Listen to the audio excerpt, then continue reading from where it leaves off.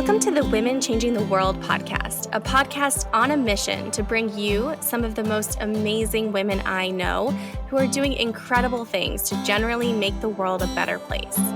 From corporate sustainability to straight up magic and everything in between, you'll meet the real life humans who are birthing the new.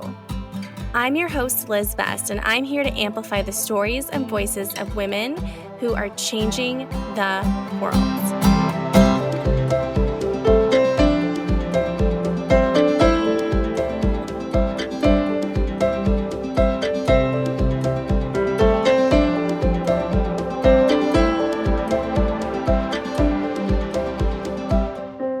Welcome to another new episode of the Women Changing the World podcast.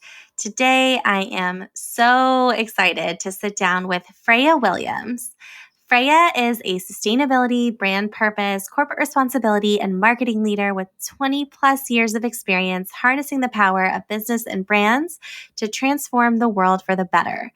A trusted advisor to C-suite leaders, Freya partners with global corporations, agencies, and nonprofits to translate sustainability and social impact into competitive advantage. A vocal advocate of the role of sustainability in driving business performance, Freya is the author of Green Giants: How Smart Companies Turn Sustainability into Billion-Dollar Businesses. She recently founded her advisory, Green Giants, etc., with a small roster of ambitious C-suite clients committed to driving meaningful change. We sat down to talk about so many things: personal sustainability and burnout in the sustainability profession, plus burnout more broadly, what green giants and green unicorns are, and what green giants have in common, how we can make climate action cool, the importance of framing and marketing and messaging, and what leadership means to Freya today. I am so excited for you to listen to our conversation. I am so excited to have you here today, Freya. I feel like we have so much to talk about. Welcome to the podcast. Thank you so much for having me, Liz. I'm delighted to be alongside all your other amazing world-changing women. Oh, thank you so much. It's really incredible. I'm totally pinching myself, the people that we've gotten to talk to in this space. And I'm so excited for our listeners who don't already know you to get to meet you. And I'm sure many people may be familiar with your work and will be excited to hear more about you. But maybe to just kick us off, for anyone who's not already familiar, would you mind just briefly introducing yourself and what you're up to these days? I am a sustainability, purpose and social impact consultant, and I've been working in the intersection of these issues since about 2006. And today I am a freelance and fractional. So I work both directly in an advisory role with some startups and what I call Green Giants, as well as partnering with an agency on helping build out their US business. So a really exciting portfolio at the moment. Oh, that's so cool. I know there's some really interesting stuff in that portfolio. And I also definitely want to talk more about Green Giants, among other things. But maybe before we get into that, I'd really love if you would indulge us to hear a little bit more of your story in terms of how you got here. I know it's been an interesting journey with some twists and turns along the way. And I know that I and our listeners always really appreciate the opportunity to hear in human terms how someone who's doing what you're doing now got to be here in this moment. So again, really invite you to take up space and tell your story. Well, it starts actually with me being a brand planner in London. Managed to get myself transferred to New York. Had a great job in a big agency working with lots of interesting brands, but for me, something was always missing. And I went on maternity leave with my first kid in 2006. And I realized I just couldn't go on selling people things they didn't need for a living. I needed to find more meaning and bring my values into my work. So I took the idea of building a sustainability practice to the agency I was working at the time. And that really, for me, like the rest is history. That's where I took my pivot into sustainability and social impact, and I never looked back. And so I built a practice within that major global ad agency network, along with some colleagues. We had the opportunity to do massive campaigns for the United Nations. The other thing I did there that's still super relevant today is a piece of research with another amazing woman called Grace Ann Bennett, called Mainstream Green, looking at how you mainstream sustainability. And I bring that up because that has been such a sort of through line of my work, is how you engage mainstream audiences, be they mainstream consumers, mainstream business colleagues, mainstream investors, even mainstream sort of political audiences in these topics. I then went to run the social impact practice at a large global PR firm. And from there, I had the opportunity to set up the US office of a UK-based sustainability and social impact boutique. And during that time, I also published a book, Green Giants, which I'm sure we'll talk about later. But this is about how 9 companies turned sustainability into billion-dollar businesses. So that was a really exciting time. I then, after 5 years running the startup, ran into a brick wall. I got long COVID. I was completely bedridden for 3 years, unable to work or look after my kids. And after that, I faced a really life-threatening illness called endocarditis, had to have emergency open heart surgery to save my life last February, all very high drama. Extremely grateful and fortunate that I made it through that. It was a close shave. And last summer was able to start sort of re-engaging in the world. Obviously, the most important aspect of that was re-engaging with my kids as a mom, which is one of my most important roles. But I've also been able to get back into the work that I love as both a freelance and fractional consultant. And so I have some advisory roles. I work directly with some clients, both Green Giants and Green Unicorns. And then I'm working now with an agency, Revolt, in helping them as Chief Strategy Officer for their US business. So some really exciting things have happened along the way. I feel so fortunate that I'm still here and still doing this work. And the funny thing about it is I've suddenly found myself going from being sort of a feeling like I was new to sustainability to realizing I'm now in kind of the older generation. And that, I've been at this long enough to have seen some of the patterns and some of the long-term trends. So it is really interesting to just sort of have that long-term perspective now and be able to look back and hopefully also look forward. So I feel very fortunate that I get to do this work. It's really been a gift to me to be able to find so much meaning in my work. Oh my goodness. Well, thank you so much for sharing the longer version of your journey with us. I feel like we're so lucky that you're still here and that you get to do this work. And I really appreciate Thank you. Of course. I really appreciate your candor too on what the journey has looked like, especially over the past several years. We talk a lot about personal sustainability in this work. I think especially now, so many of us have gone through ups and downs and periods of burnout. And I know that so many of the women in my world are really in a place of reconceiving what success looks like, reimagining what ambition means to us. And I know it's something that you've given a lot of thought to recently as well. So I definitely want to come back. I feel like there's some really fun threads to pull around Green Giants and some of the other work you're doing now with Green Giants and Green Unicorns and mainstreaming sustainability. But maybe before we get to that, I'd love to start on more of the personal side. I would love to hear your thoughts on how we go about more meaningfully incorporating personal sustainability into this work. I mean, it's such a big challenge. I think it's a challenge in any line of work, first of all. I don't want to be all we sustainability people have got it so hard. But I do think there are some unique aspects to this work that can make it corrosive to the soul if you're not careful. So, and I know you've talked about this with some of your previous guests, but I think about, in any job you have things like your professional goals, you have your personal goals, but we have this extra existential layer of the planetary and social goals. We evaluate our success depending on whether that carbon emissions trajectory is going up or down, whether the poverty gap is widening or closing. There are some very big metrics that we hold ourselves accountable to. That's tough because we don't control the outcomes of those things. We try our absolute best to influence them. But sometimes when you're reading the news, it can feel like all those indicators are going in the wrong direction. In terms of just keeping your motivation and keeping your hope alive, it can be tough. That's a daily practice. And of course, the other thing about that is your work's never going to be done. It's not like you come to, hopefully it will one day. Hopefully we will keep the world within 1.5 degrees and the poverty gap will be closed and so many of the other social and environmental issues that we work on will be in a much better spot. But until that day, it's hard to close your computer at the end of the week knowing that the work is still ongoing and to be able to switch that off.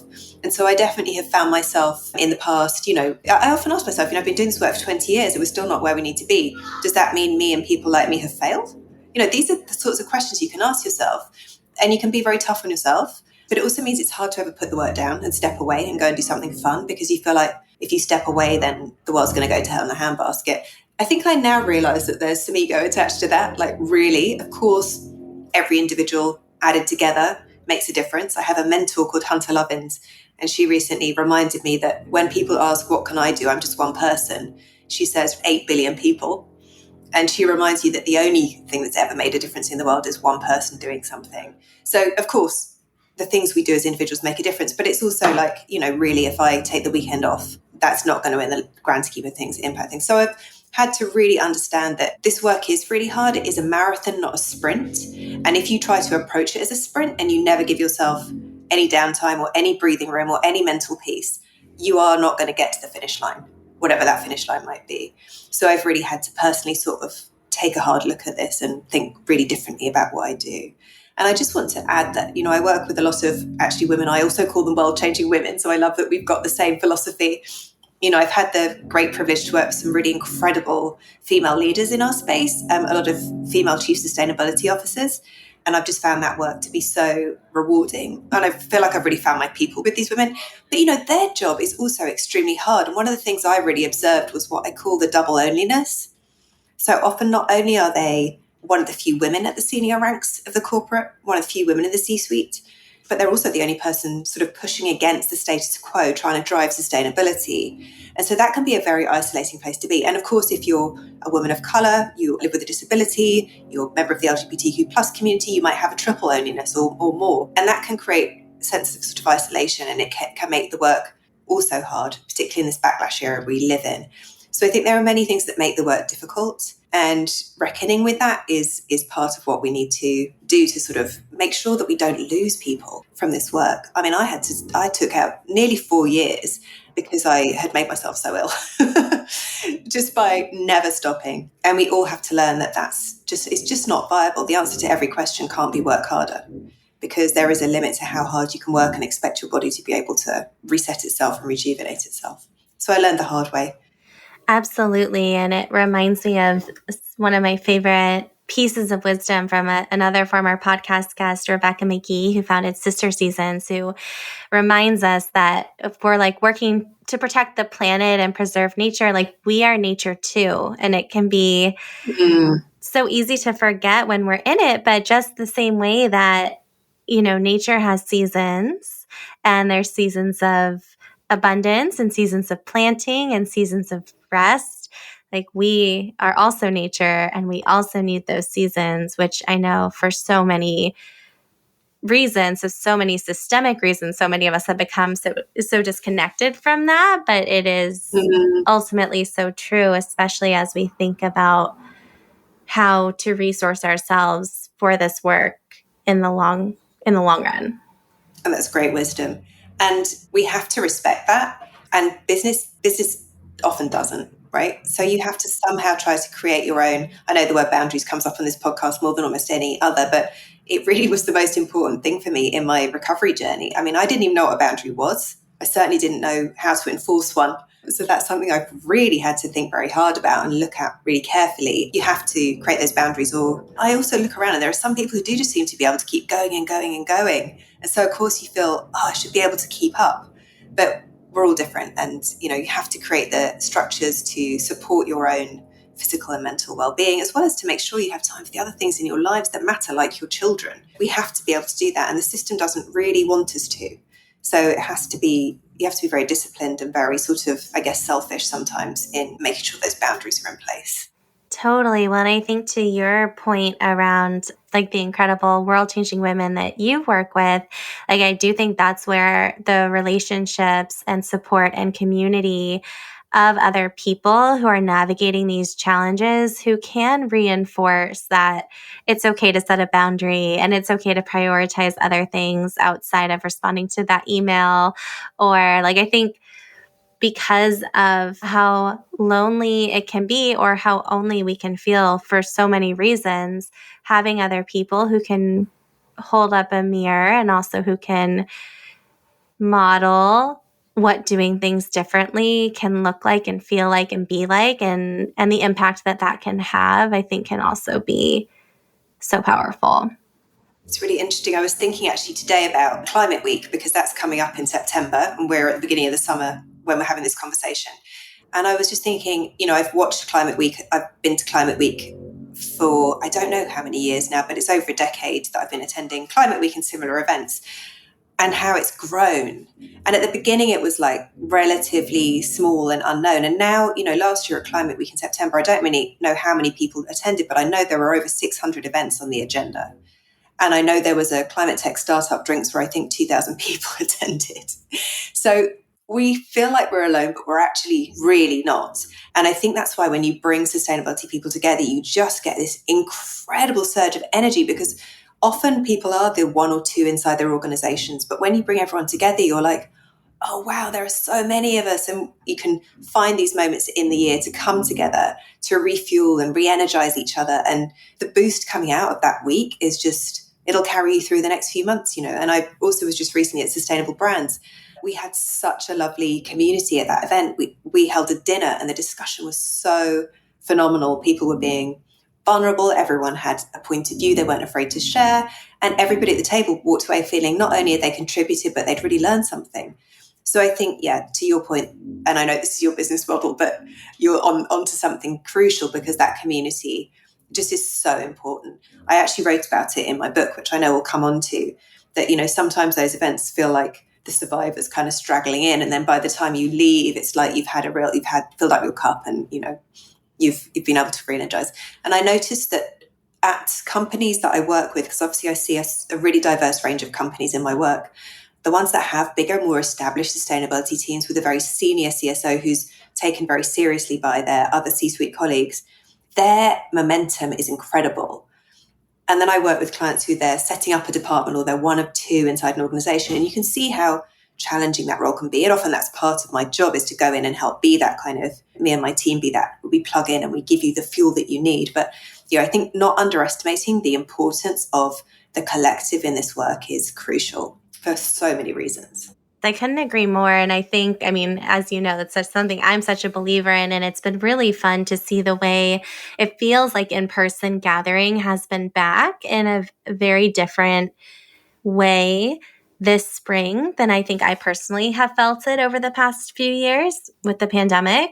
And it's so fun to feel the energy in person. And it is so energizing, I think, to see. I think there are so many more new people who are coming to the conclusion that some part of the climate crisis and taking action is part of their life's work. Like, I actually went to an event earlier this week in San Francisco, and I didn't talk to a single person who is currently working on sustainability or ESG for their company. Every single person I met was someone with like a very technical background who wanted to work on like materials science for alternative leather companies, or someone working at a climate VC fund, or someone who was working on more of like the finance data analysis. It was just so interesting, because I think for those of us who've been in maybe more of like the corporate sustainability, like that professional space, like for many of those of us who like helped build these programs from the ground up, there was this feeling of, where are all my people? And then getting to meet all the people who are in the work, doing the work from all these different angles was so inspiring and so energizing. I actually recently wrote a Substack so I was going to chat to the high school graduates at my daughter's school. And so I asked the community because I often feel I'm asked, how do I get into a career in sustainability? And I got into it in such a roundabout way 20 years ago. So my experience, I don't feel, is really that relevant to people today asking for that same opportunity. So I asked the community, and the biggest theme that came back was the one you're describing, which is every job is a climate job now. Yes, you can go into sustainability and get a role in the sustainability team, and that's absolutely one way to go. But whatever your expertise is, you have a role to play in this future. And often having that subject matter expertise, whether it's understanding the commercial operations, understanding the supply chain, understanding material science, whatever it might be, we need those jobs with sustainability built in. So it isn't all about everyone becoming a sustainability practitioner. It's about sustainability becoming part of everybody's job, which I think is just really exciting. And we've all said for years we should put ourselves out of a job. I don't think it's happening anytime soon, but I like the idea that we're really now seeing the diffusion of that knowledge, and that it's all being picked up by folks, across organizations in such different ways. Totally. And I think it's so inspiring to see also the shared responsibility, the shared sense of ownership and responsibility across these different job titles and functional areas. And it's really inspiring. I hope you're enjoying this episode. I wanted to jump in here and let you know that we are hosting our next free Girls Club Collective Community Power Hour on Friday, August 9th at 10 a.m. Pacific, 1 p.m. Eastern. If you are craving connection with like-hearted leaders and founders in sustainability, social impact, or ESG, this is the room that you want to be in. You'll be connected to other fantastic change agents. Don't worry, we'll provide conversation starters too. And you'll have a chance to ask questions about our upcoming cohort of the Girls Club Collective. We love growing this beautiful community so much, and we can't wait to connect you to our constellation of women changing the world.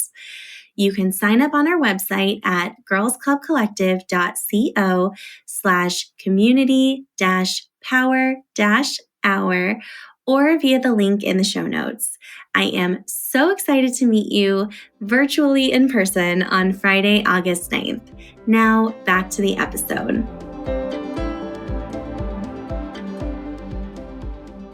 But I know you mentioned Green Giants, and I definitely want to make sure that we talk about Green Giants. You wrote the book on Green Giants, literally. So maybe just let's start with like a definition for anyone who's unfamiliar with the term Green Giant or Green Unicorn. Who are you talking about when you talk about those companies? So Green Giants are companies that have $1 billion or more in annual revenue from products, services, or lines of business with sustainability or social impact at their core. So they're not necessarily the most sustainable companies in the world. It's very specifically about this thing of, have you translated sustainability into a business strategy? And are you able to track the revenue that you've delivered as a result of that strategy? And green unicorns, just while we're on definitions, this is a newer part of my thinking, but these are companies that haven't achieved $1 billion in revenue yet, but have $1 billion in valuation. So often these are the sort of born good businesses, the climate tech and biotech startups, the born good brands that have sustainability or social impact in their founding from their inception. And so I look at the world through those two lenses. And I like to think about, are companies on the trajectory to become a green unicorn, or are they kind of bridging from green unicorn to green giant? And obviously incumbents are much more likely to become green giants, and startups are on that green unicorn trajectory. That's the definitions. And I'd be happy to dive into any of the other content that's of interest. Totally. Well, I have so many questions. So I guess to start with, what inspired you to write a book about Green Giants, and what did you learn or uncover in the process? Well, the first reason I wrote the book is because the only thing I've ever known for sure that I wanted to do in my life was write a book since I was a kid. So I was looking a potential writer in search for a project. If we flash back to 2013, which is when I started writing the book, I was actually writing an essay for an advertising competition about that purpose and profit, can they coexist? And I was like, and I know it seems ridiculous now to be saying this, but I was like, oh, I can't believe we're still having to ask this question. It was 10 years ago. We're still having to ask this question. I would like to be having some new conversations. But anyway, and I just thought we need a better answer, because I think the sustainability community was so good at talking about, future tense and these big abstract numbers like, in the future, the opportunity will be $6 trillion. And it's like, but how do you ground that in the context of a CPG business that's selling Hellmann's mayonnaise or whatever it might be? And so I was doing the research for the book, and I just felt like we needed a better answer, because if we don't have a clear business case, either business can't or business won't lead the change. And I feel very strongly that as the dominant institution of the 21st century, business has to lead this transformation, although, of course, there's a massive role also for policy and regulation. So as I was trying to write this essay and trying to find a clearer, more compelling business case answer, I stumbled on the fact that Chipotle, which at the time was a bit of a green unicorn, they had $2 billion in revenue, but they'd built their business on the back of ethical and responsibly sourced ingredients. And when I realized that they had $2 billion in revenue, and I was like, that's billion with a B, I was like, I think of them as like an upstart. And people think that these kinds of businesses are never going to be serious contenders, that ethical businesses are sort of, at best, bit players and are never really going to change the world. But here we have a company with serious revenue. And fun fact, less than 0.0000006% of businesses ever make it to the $1 billion mark. So the fact that Chipotle had done this with sustainable and socially responsible business model was really exciting. And of course, today, Chipotle probably wouldn't be the poster child you'd hold up, but back then it was really innovative. And so I set out to find out if there were other companies with $1 billion in revenue, because I thought if we can answer the question of what's the business case for sustainability with the answer, it's $1 billion, we were onto something that felt much more about, real time net present value, revenue and top line growth. And so that was where the idea for the book came from. I was able to find that there were 9 companies that had indeed $1 billion in revenue from these products, services, or lines of business with sustainability or social good at their core. I investigated all of them. They included like Nike with the Flyknit shoe, IKEA with its line of products for a more sustainable life at home, Natura, which is the Brazilian beauty company that empowers female entrepreneurs in its value chain and sources ingredients from indigenous Amazonian communities. Tesla was in there, and so on and so forth.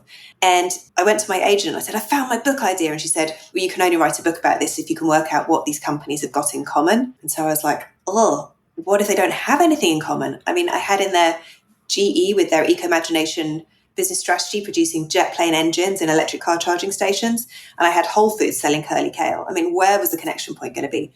But actually, through the research, there were 6 common factors that emerged quite clearly from the research as the shared factors that accounted for these companies' uncommon success. So each of those factors went on to become a chapter in the book. And really the hope was that that would kind of create a blueprint that other companies could follow to become green giants themselves and find their $1 billion revenue opportunity from sustainability. Oh, I love that so much. It's so interesting. And I love how the research and analysis pointed you to the conclusion that there are, in fact, very clear factors that contribute to this. Now, of course, we have to know, what are the 6 factors?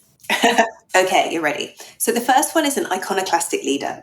So in every case, there was one individual who was the kind of, I guess, the master of the strategy. It was their brainchild. They had the vision and said, we have to do this. And in 7 of the 9 companies, it was the chairman or CEO at the time that the strategy was developed. So only 2 of them had sustainability in their job title. The rest of them were chairman and CEO. And these folks had 4 shared personality traits. They had they had conviction. They'd experienced something that made them believe this was the way forward. They were committed. They had courage to stand up and say, we're doing it differently. And they were also a little bit contrarian. So they weren't afraid to kind of push back against the status quo. So the first one is the iconoclastic leader. And, I think the reason it was somebody so senior is because to drive that kind of transformation through a business, sometimes you just have to be the boss. And I think one of the key factors was this is an agenda for business transformation. It isn't about just a slightly greener or more socially responsible version of something that already exists, which leads us to chapter 2, which is disruptive innovation. So I loved the fact that this was one of the shared factors, because I think people can tend to think of sustainability as a bit primitive, or you're asking us to go back to, living in a cave or eschewing modern luxuries. Now we've got climate tech, but back then we really didn't have this idea that sustainability was about innovation. And so these companies prove that sustainability is actually the polar opposite of primitive, and they use sustainability as a spur to invent their products and services of the 21st century, not just greener, but overall better. And if I say, Tesla, you can kind of understand what I mean. That revolutionized the automotive category, and we're still seeing the ripples of that echoing through the industry as it goes through this transition. The third is a purpose beyond profit. So each of these companies did not have the purpose to generate returns for shareholders. They had a purpose to create some kind of positive value in the world, not just for the individual, but for society as a whole. The fourth is built in, not bolted on. So we talked just now about how sustainability is really starting to be embedded in all these different roles. And that was what you see at the Green Giants. They break sustainability out of its silo and embed it into the structures that run the business, because that's how you create business value. They don't just think about sustainability and social impact as where you spend, save, or donate money. They think of it as being central to how you make money, and they act accordingly. So that's really crucial. It's embedding sustainability into, the reporting structure, the org structure, the compensation structure, and all these different aspects of the business. Number 5 is mainstream appeal. So I think if you think about what I call green marketing 1.0, it's green leaves, it's tree frogs, it's polar bears. That leaves the majority of the population cold. It works really well for the super greens, who are probably 12% of the global population. But for everybody else, it says, this is for crunchy granola hippies or rich elitist snobs, not for people like me. And so the Green Giants understand this, and they market really brilliantly to engage mainstream audiences in the products that they're trying to build their Green Giant businesses from. And just to be clear, that isn't consumption for the sake of consumption. It's consumption that's driving people from less to more sustainable products, because I know there's a whole sort of degrowth, post-growth conversation to be had around that. And finally, the new behavioral contract. And this is about behaviors like transparency, responsibility, and collaboration that are really critical to succeeding in the sustainable economy. So I know that was a lot, but those were the 6 factors. And as I said, the idea is that, if you can just go and do all of that, you can build your own green giant. And I'm being slightly glib because obviously it's much harder than that. But it was fascinating to be able to see that there is a blueprint and that you can apply it to sort of achieve that kind of success. Absolutely, because hearing you list those out, it's something that I think some of the most elegant solutions can seem obvious in hindsight. And yet from the outside, I can only imagine how much thought and analysis had to go into identifying that those are in fact the 6 factors. It's such an elegant way of summarizing, I think, so much of what so many of us have worked on for such a long time. And I'd really love to pick up actually on number 5, because I know a lot of the work that you've been doing recently has been around this question of how do we do a better job of making sustainable products, climate action, cool? How do we do a better job of bringing this conversation into the mainstream? Certainly, I don't think we did ourselves any favors. I say I wasn't really involved or there, but I think when I was growing up, I think climate change and the way that climate change has been spoken about for most of the last couple decades has been very doom and gloom, which is not particularly motivating from a human behavior perspective. And in some of the conversations we've gotten to have on the podcast, we've talked about how we need something that we're moving toward. We need a sexy, climate-friendly vision for the future for us to aspire to. So anyway, that was a lot of me talking, but I would love to hear from your perspective, because I know you're working on how we do this. What are you finding is working or works in terms of bringing this conversation out of the super green realm to the mainstream? Well, I've got so much to say on this topic. I'm where do I start? So I know this seems like a long time ago, but when Grace Ann and I were doing this mainstream green research in 2011, the insights that came from that research have really informed my whole approach to this kind of work. Because what we realized is, in fact, one of the most important things that drive human behavior are social norms. And we studied, all the behavior change theory and behavior change research. People really are concerned by, what are people next door to me doing? What are people like me doing?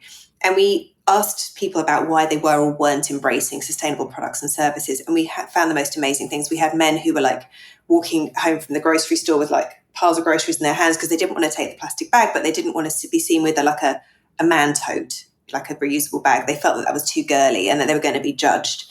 And we had another woman who was saying, she doesn't like to recycle because she thinks her neighbor recycles, and her neighbor's super judgy, and she's judging whether everyone else on the block is recycling. And she said, and I don't think she dyes her hair or shaves her legs. I know it sounds absurd, but these are the kinds of things that govern our day-to-day behavior.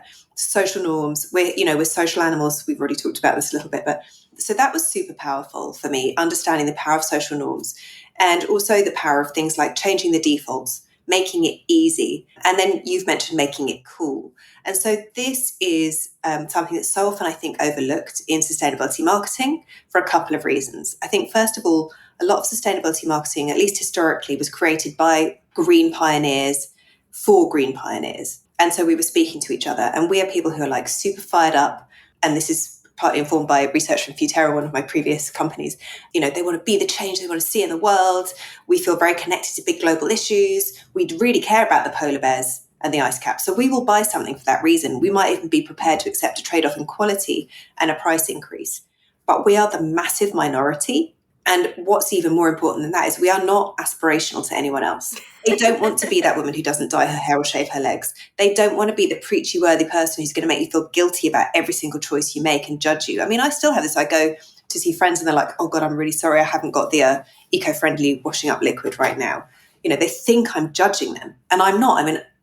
I am far from perfect on this stuff. But anyway, the point being, we're not aspirational.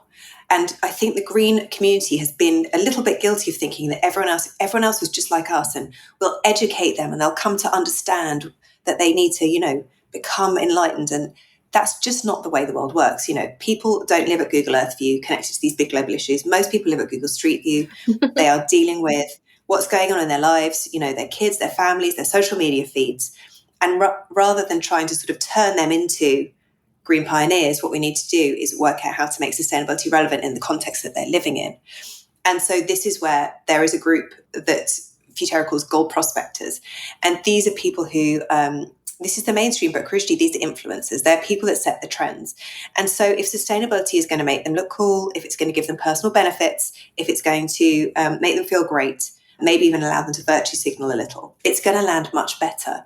And this is where you see some of the brands, the born good brands that I love to look at, really taking off. You might think about Rothy's shoes. I recently interviewed them for the Cool Down, which is one of the green unicorns that I advise.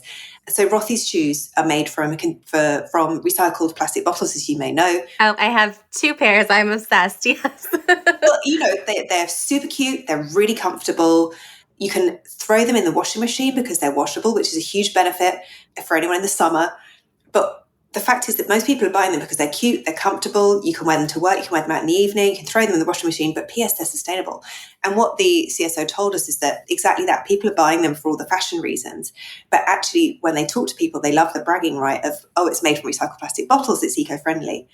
And so that's getting the hierarchy right. Lead with the benefits, lead with the things that are aspirational, and then P.S. it's sustainable. And I will just mention the Cool Down because this is a media startup that I've had the opportunity to do a little bit of work with. They have 35 million Americans a month reading climate stories online. 35 million, that's 1 in 8 Americans reading their content about climate every month, which is kind of unprecedented. And the way they've done it is through just making these stories super accessible and easy. It's like how this TikToker found this amazing steal at a thrift store. And then that's going to take you to a story that's all about, why buying used is better for the planet and why virgin products are a problem. They talk about things like your yard, but they use these very mainstream tactics to get people engaged. And then they can use a little bit of education in the back end. So it's a very different model. It's not boring. It's not wonky. It's really engaging and interesting. But that's how you get a lot of people to pay attention. So I would often say just because sustainability is a desired outcome, it doesn't mean it should be your marketing message. It's about me, my family, my health, my kids. Think about concentric circles around the individual and think about how your sustainability benefit actually confers personal benefits. The closer you are to the center of that concentric circle model, the planet's on the outside. You can get there, but start inside and then work out. So I think, those are some of the things I've learned about mainstream appeal. Often the way you're going to drive the most sustainability impact is not by talking about sustainability at all. It's so interesting to think about even the concentric circles that you described about like what we care about. Because I think when I think about impact, I think there's a lot of that also starts with us in many ways. And then there are orders of magnitude of the change we can make beyond us. But I would love to pick up on that last piece, thinking about what you lead with from a marketing messaging perspective. I know there are many people who listen to the podcast who perhaps are the people with sustainability in their job titles or who are working to try to get sustainability integrated into overall marketing for like their organization or their products. And I'm curious if you have any thoughts or tips or recommendations, because I know I've been in this spot and I know many people who have been in the spot of like wanting to make sure that sustainability gets communicated about in the right way. Do you have any thoughts on how we can meaningfully incorporate that into marketing in a way that's actually going to be effective and not a way that makes people feel like we're like hitting them over the head with it? Well, one of the things that I've been talking about quite a lot over the last 12 months is the cognitive linguistic science of framing and how powerful framing can be in helping these issues feel relevant to you. So we're all governed by frames. Frames are mental structures that exist in our brain that inform the way we see the world, and they're informed through life and values. And what cognitive linguistics tells us is that if you can align what you're talking about with people's fundamental values, that kind of message is going to land much more than if you're talking about things that don't align with their values. Actually, I did some work with Revolt recently where we looked at different ways to phrase sustainability and social impact issues. And we looked at them through what I will call quote unquote progressive language and then quote unquote centrist language. But really it's about language that's not framing savvy and messaging that is framing savvy. So, for example, we looked at the idea of, if we're looking at climate, which is one of the top 2 most polarizing issues in the US right now, which a lot of companies are very leery of because they are worried about backlash and running into sort of the politicization of these issues in their marketing. We tested the language of fighting for climate justice for all versus a safe climate for your family's future, right? So that's just in shorthand to show you the framing is, it's about me and my family's future. It's about safety. It's hopeful. It's optimistic. Climate justice is a really critical concept and we absolutely should be fighting for it. But the thought is that through framing, we can find ways to make more people believe that by maybe not using those words. So what we found is that indeed, when you look at these frames, the more quote unquote centrist frames, which are really that they're not centrist, I don't want you to think they're dumbed down or milquetoast or bland. They're really just aligning these issues with people's values. We saw really significant increases in importance and significant decreases in polarization. So using that centrist framing makes these issues feel more important to more people, and it makes them feel less polarizing. And what's interesting is we split it out by political persuasion, and we found that Republican-leaning respondents found the issues significantly more important when they were framed in the centrist language, but so did Democrat-leaning respondents. I thought it would be the other way around. I thought they would love the sort of more progressive language. Now, there's more work to be done here, really digging into younger generations, into some additional communities that we want to make sure this is landing for. But at first blush, that's what we seem to be finding. So I would suggest that, thinking about values, thinking about, as you said, the sort of the hope and the optimism, try to have a light touch. In this very polarized world, humor can be a really great way to engage around these issues, because when you're in a very escalated, tense situation, actually de-escalating through a bit of humor and levity can be really, really helpful. And, when we think about values in America, the most powerful values are things like love, family, belonging, and at the very top of all of them is freedom. So when you're thinking about talking about climate specifically, it can be really helpful to think about whether you can tap into some of those frames and show people how what you're trying to do aligns to their core values. There are probably loads of other things I should be saying, but that's something that's very top of mind because it's from a recent piece of research that, I think we have more in common than we realize. And sometimes the words can get in the way. And often the outcome that we're trying to drive towards can be better achieved by maybe just thinking a little bit more broadly about how we're talking about these issues. And the last thing I'll say is that marketers can really lose all their instincts around sustainability because these topics are very deep, they're very scary, they're very big. But actually quite a lot of what's needed is better marketing around these issues. So marketers should obviously we have to stay on the right side of that greenwash line, and that is a delicate dance. But within the confines of that, I think, marketers have so much to offer in terms of using all their skills to make these more sustainable products, more sustainable services, more sustainable lifestyles aspirational.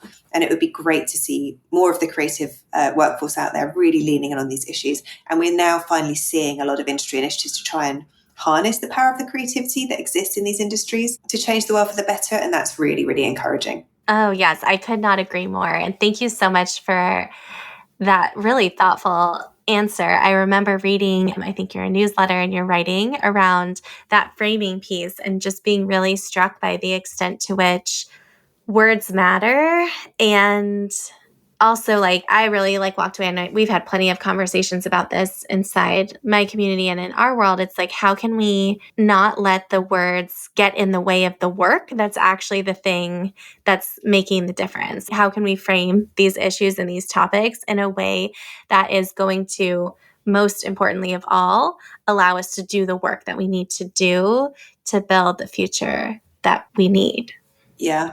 I mean, you said it beautifully there. I guess the last word on this is that, as you said, the words can get in the way, but also if we get the framing right, there is a bit of kind of a stealth opportunity here to people might start being excited about things they previously were objecting to. And the example I often give is a friend of mine was very involved in the marriage equality fight back in the teens before the Supreme Court legalized gay marriage. And what he told me is that when it was called gay marriage, or it was even called marriage equality, they were really struggling to get people in that movable middle who were fine with whatever you wanted to do, but weren't willing to show up at the polls and kind of vote for your rights. They needed those people to be showing up in a bigger way. So after not really getting anywhere, they shifted their messaging from marriage equality and gay marriage, which triggered all sorts of associations and frames in people's minds to the idea of the freedom to marry. And they started framing the cause or the mission around love, family, commitment, and most importantly of all, of course, freedom. And once they made that pivot and they started using different messengers for the message, not the sort of necessarily just the incredible gay icons who'd led the message before, but some more mainstream, unexpected, unusual suspects, they just started to see this shift in how people were responding to their issue. And that's when people started showing up and voting for these things when they were on the ballot. And eventually, of course, it made it all the way to the Supreme Court. And now, hopefully, we hope it will stay the law of the land. And I just think that's such a powerful story of how letting go of your assumptions about what the topic is and understanding how you align what you're looking at with people's values, because people were like, oh, I see. You're not asking for some special treatment or something different. You just want what I have. And you want the most American of all things, freedom and family. And so I think that's what I'm sort of trying to sort of share here, is that idea that looking at it from a different lens can sometimes be the unlock. I so appreciate that example. And I wasn't aware of that messaging shift. I still remember the day of that decision as such a beautiful day in our history. And I'm certainly hoping that that right continues to be upheld. So thank you for sharing that. I think that also makes it like so practical and tangible to see like what this can look like and what the impacts can be. Well, I think even if every time I tell the story, when I'm talking about gay marriage and marriage equality, it's very rational. And then I start talking about the family and love and belonging and freedom. And I can feel myself start feeling emotional. You know, those are very powerful, emotive ideas. And the more that we can show people, because that's what sustainability is, right? It's about this incredible, powerful, beautiful future that we want to build for our kids, for our families, for, you know, whatever the thing is out there that you're working for.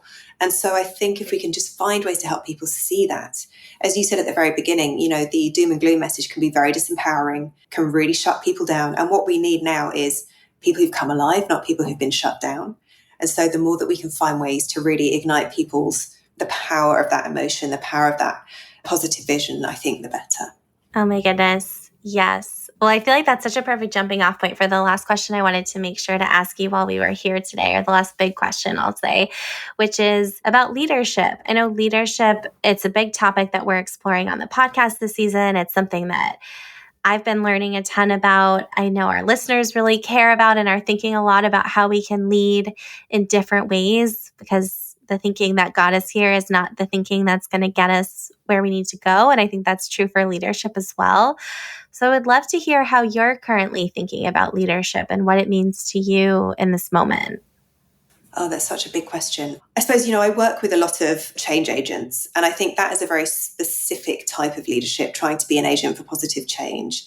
And it requires a specific set of skills. And the things that I think about a lot are, you know, it's such a balance, because you want to lead with passion and you want people to feel the authenticity of your belief in the future that we're trying to build and to be so credible. But you also want them to not feel like you're being completely led by emotion and that you're, you know, this kind of, I once was told in a meeting with a CEO, I was talking about green giants and the opportunity to apply that thinking to his very large global company, CPG company. And he said, oh yeah, but you're an activist. You know, and it discredited all the research, all the data in the book for him, because he thought I was an activist. I'm not really an activist, right? I've spent my whole career inside organizations. So I think it's knowing about when to be an activist and when to be a diplomat. You know, when do you need to tap into that activism and push? And when do you need to be a diplomat and be behind the scenes and, you know, being pragmatic? Because change doesn't look like you think it's going to. Change is hard.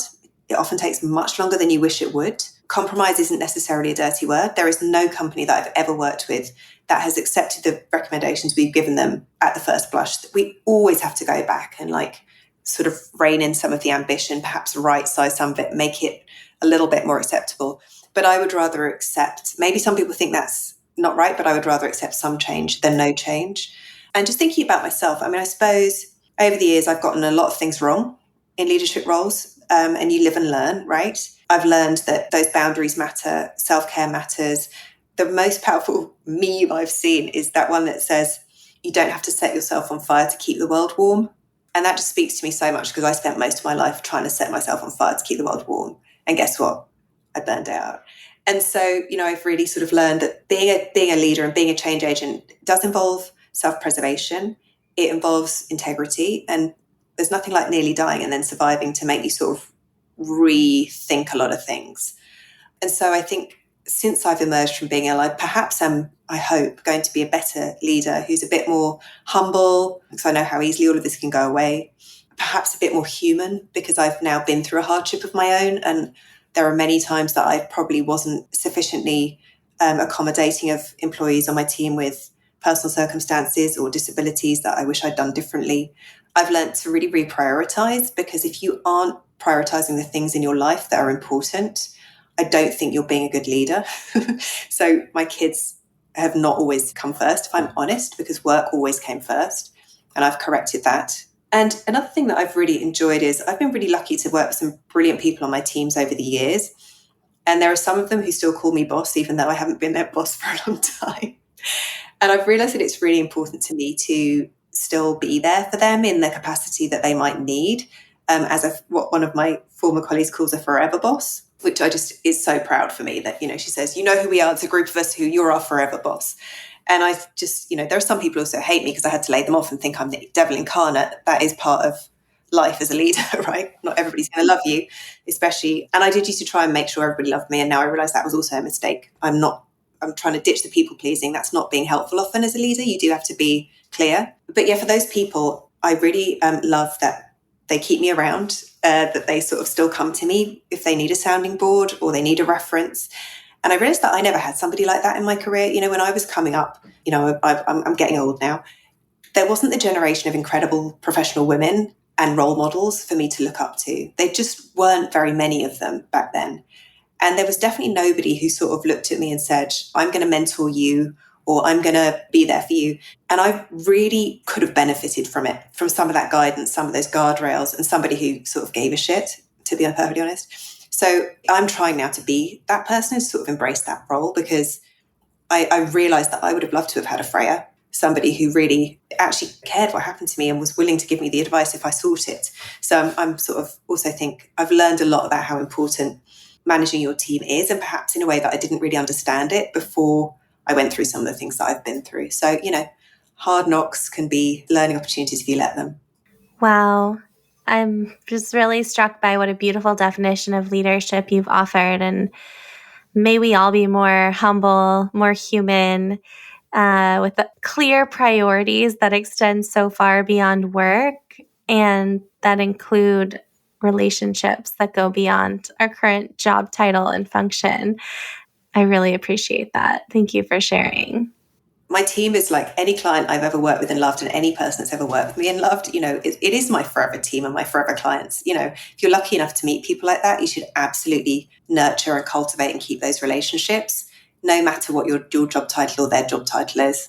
Totally. I mean, I feel like that's the best part of entrepreneurship for me, is getting to build that out every day. Well, thank you so much for coming on the podcast, having this conversation. I feel like I learned so much from you. I'm sure everyone listening learned a lot from you. Freya, I just really appreciate you sharing your brilliance with me and with us. You've given us so much to think about and been so generous with your wisdom and your time. And I so appreciate you. Thank you so much. Well, I will say to your listeners that you have given me some great advice as well, and you've been very helpful to me. So thank you as well for that. And it's been a joy to talk to you this afternoon. Thank you so much. Such mutual admiration here. And I'm curious, for people who are listening who want to follow along with you, learn more about you, know more about the cool work that you're doing, where's the best place for them to do so? I do post pretty regularly on LinkedIn, especially if I've got a bee in my bonnet about something. I'll probably go on there and share my thoughts and any useful stuff I've been reading or hearing about. And I also, I think it's Freya Williams on LinkedIn, but you'll find me. And then I also have a Substack, Green Giants, etc. I'm not as frequent of a publisher as I wish, just because, life gets in the way. But often anyone who wants to subscribe there, that would be fabulous as well. I love it. Yeah, that's, I think, how I was first reintroduced to your work. Your writing over there is so spot on. So highly recommend that for anyone listening who wants thought-provoking content in your inbox. Thank you. Of course. Thank you again so much for coming on the show. It's been a delight. Thank you, Liz. Thank you so much for tuning into this episode of the Women Changing the World podcast. Please rate and review the podcast wherever you're currently listening to it, and don't forget to subscribe for future episodes. You can find me on Instagram at liz.best, that's lis.best, and you can find Girls Club Collective at girls_club_collective. You can also find us on LinkedIn by searching for Liz Best, that's my name, LISBEST, and Girls Club Collective. Join our mail list by visiting the Girls Club Collective homepage and scrolling down to the bottom. You'll be in the loop on upcoming events, retreats, and opportunities to make magic with us, and you'll also receive a monthly love note from my heart to your inbox. I am so excited to keep in touch.